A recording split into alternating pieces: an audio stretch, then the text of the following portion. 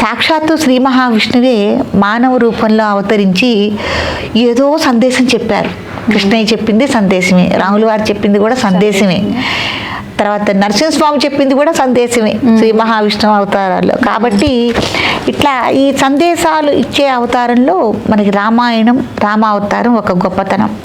ఫస్టే ఎవరైనా ఏంటంటే ఎవరైనా సంతానం లేదని బాధపడుతూ ఉంటారు చాలామంది. సంతానం లేదని ఎవరు బాధపడద్దు.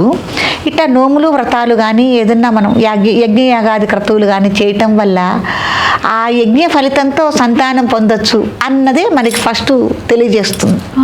అంతే కదా, రాములు వారు జన్మించడంలో దశరథ మహారాజు సంతానం లేకపోతే, ముగ్గురు రాణులైనా కూడా సంతానం లేకపోతే ఆయన యాగం చేయమన్నారు కదా, పుత్రకామేష్టి యాగం చేయమన్నారు. చేయమన్న తర్వాత ఆ యాగ ఫలాన్ని ముగ్గురు రాణులకి పంచటం వల్ల రామలక్ష్మణ భరత శత్రుఘ్నులు అనే వాళ్ళు పుట్టడం అనేది జరిగింది కదా.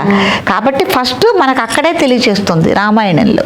కాబట్టి ఎవరు సంతానం లేదని బాధపడద్దు. ఇక్కడ యజ్ఞ యాగాది హోమాది క్రతువులన్నీ మీరు చేసుకుని చక్కగా మంచి సంతానాన్ని మీరు పొందొచ్చు అన్న విషయాన్ని ఇక్కడ తెలియజేస్తుంది.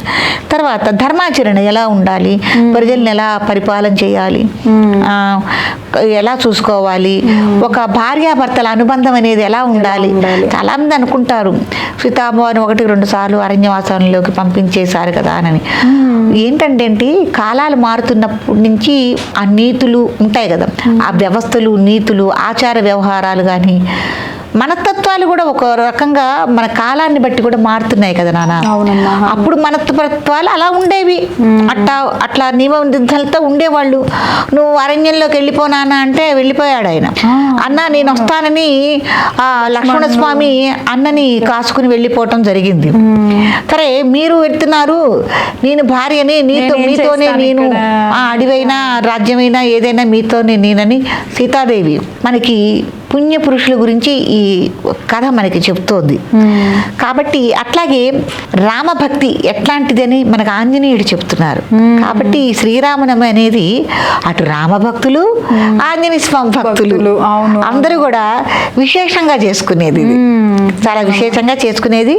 రాములు వారి పుట్టినరోజు ఇది. పునర్వసు నక్షత్రంలో 9వ రోజున రామజననం జరిగింది.